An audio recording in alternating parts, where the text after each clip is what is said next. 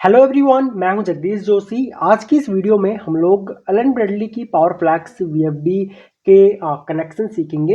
मैं आप लोगों को स्टेप बाय स्टेप इस वीएफडी के कनेक्शन समझाऊंगा। मैं तो वैसे ऑलरेडी यहां पे कर चुका हूं, ठीक है। और यहाँ पे आप लोगों को वीएफडी के टर्मिनल्स अगर आप लोग देखोगे तो इसमें नंबरिंग डली हुई रहती है 1 to 16 एंड यहाँ पे एक्सटर्नल रिले का पॉइंट यहाँ पे दिया हुआ रहता है। अगर आप लोग कंट्रोलिंग में रिले को यूज़ करना चाहो आप लोग वो भी यहाँ पे कर सकते हो।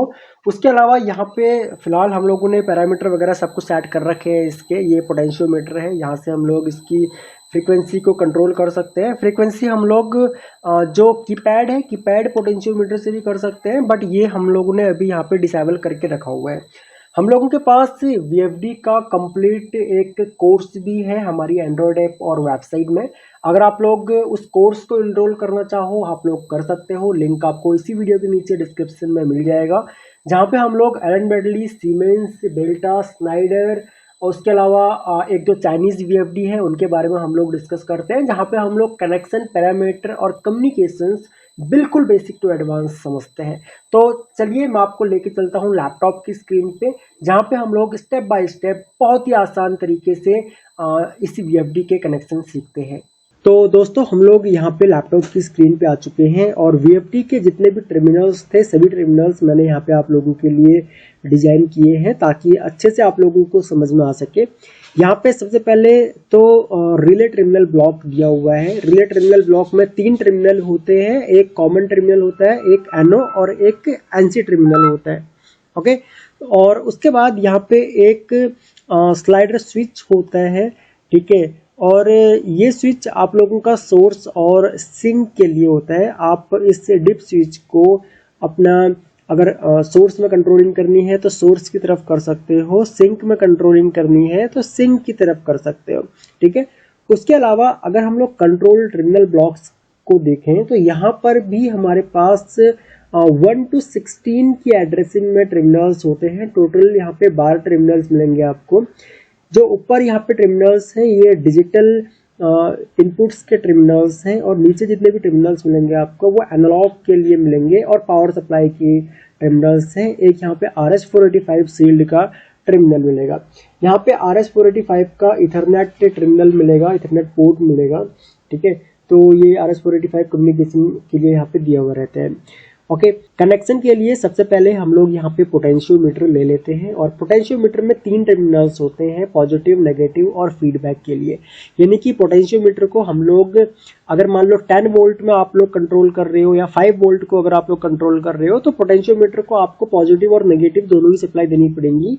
और जो बीच वाला टर्मिनल जो होता है वो फीडबैक वायर होती है, ठीक है। तो यहाँ पे हम लोग इस पोटेंशियोमीटर में क्या काम करेंगे, सबसे पहले तो 10 वोल्ट हम जो 12 नंबर वाला टर्मिनल है वीएफडी का, इसको हम लोग कनेक्ट करेंगे पोटेंशियोमीटर के पॉजिटिव वाले टर्मिनल पे। उसके बाद अगला टर्मिनल जो है वो एनालॉग कॉमन है 14 नंबर वाला टर्मिनल, इसको हम लोग कनेक्ट करेंगे पोटेंशियोमीटर के नेगेटिव वाले टर्मिनल से। और जो बीच वाला टर्मिनल रहता है पोटेंशियोमीटर का वो फीडबैक टर्मिनल रहता है, वहां से हम लोग एक वायर लेंगे और उसको हम लोग कनेक्ट करेंगे 13 नंबर वाले से, जो 0 to 10 वोल्ट इनपुट यहाँ पे शो हो रहा है, ठीक है।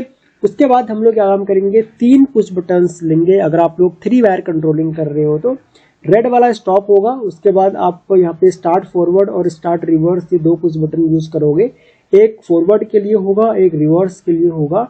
और जो पावर फ्लैक्स 4M वीएफडी होती है, इस वीएफडी में जो 1 नंबर का टर्मिनल है ये आपका स्टॉप के लिए यूज किया जाता है और इस पे कंटिन्यू सप्लाई रहती है, ओके।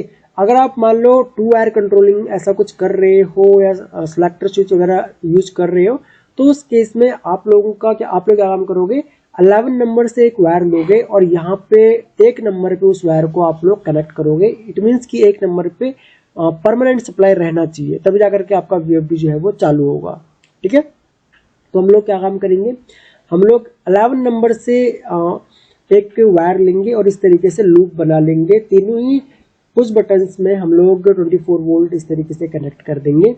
उसके बाद रेड वाले जो हमारा पुश बटन है या फिर जो एनसी पुश बटन है, यहाँ से हम लोग एक वायर लेंगे और उसको कनेक्ट करेंगे अपना 1 नंबर वाले टर्मिनल में। तो इस तरीके से क्या होगा कि 1 नंबर वाला जो टर्मिनल है इस पे कंटिन्यू सप्लाई रहेगी एनसी पुश बटन के थ्रू।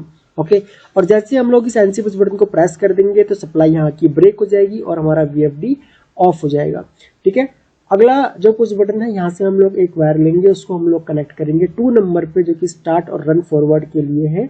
और तीसरा जो पुश बटन है ग्रीन कलर का या एलो पुश बटन, यहाँ से हम लोग एक वायर लेंगे, इसको हम लोग कनेक्ट करेंगे रिवर्स वाले पे यानी कि 3 नंबर वाले टर्मिनल पे।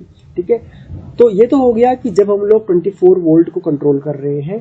अगर आप लोग 0 वोल्ट को कंट्रोल कर रहे हो तो उस केस में आप लोग क्या काम करोगे, एक तो इसको यहाँ पे इस डीप स्विच को चेंज करोगे, और दूसरा जो यहाँ पे 24 वोल्ट को कंट्रोल कर रहे हैं इसकी जगह पे हम लोग अब ये वाली वायर यहाँ से लेंगे 4 नंबर वाले टर्मिनल पे। उसके अलावा डिजिटल इनपुट 1 और 2 दो एक्स्ट्रा यहाँ पे इनपुट्स दिए हुए हैं, इनको भी हम लोग यूज कर सकते हैं। जब हम लोग इन फ्यूचर पैरामीटर के लेक्चर्स अपलोड करेंगे तो वहां पे मैं आप लोगों को इनका यूज बताऊंगा। उसके अलावा यहाँ पे आप लोगों को एक टर्मिनल मिलेगा एनालॉग कॉमन हो गया, एक टर्मिनल मिलेगा यहाँ पे आपको अगर आप करंट में कंट्रोलिंग कर रहे हो। तो अगर आप लोग एनालॉग की स्केलिंग करंट में कर रहे हो तो 4 to 20 मिली एम्प्स, तो आप लोग 15 नंबर को कनेक्ट करोगे, और RS485 का सील्ड वायर को आप लोग यहाँ पे कनेक्ट करोगे 16 नंबर पे। उसके अलावा 3 यहाँ पे टर्मिनल हमको रिले टर्मिनल ब्लॉक के लिए मिलते हैं, तो यहाँ पे आप लोग क्या काम करोगे, रिले जो R2 वाला टर्मिनल है ये कॉमन है, तो कॉमन पे एक वायर कनेक्ट करोगे जो भी आपको पावर सप्लाई का वायर हो, और उसके बाद आप NO या NC, ठीक है, जो भी आप लोग यूज करना चाहो टर्मिनल, इस तरीके से आप लोग यहाँ से कर सकते हो। तो इस तरीके से कनेक्शन होते हैं एलन ब्रैडली पावरफ्लैक्स 4M VFD के। आई होप कि आप लोगों को समझ में आया होगा। फिर भी अगर आप लोगों का इस टॉपिक से रिलेटेड कोई भी डाउट हो तो आप लोग वीडियो के नीचे कमेंट करके मुझसे पूछ सकते हो, और अगर आप लोगों को VFD का कंप्लीट कोर्स करना है तो आप लोग हमारी एंड्रॉयड ऐप या फिर वेबसाइट से इस कोर्स को एनरोल कर सकते हो। सो इस वीडियो लेक्चर में इतना ही गाइस, थैंक्स फॉर वॉचिंग। मिलते हैं अपने नेक्स्ट वीडियो लेक्चर में।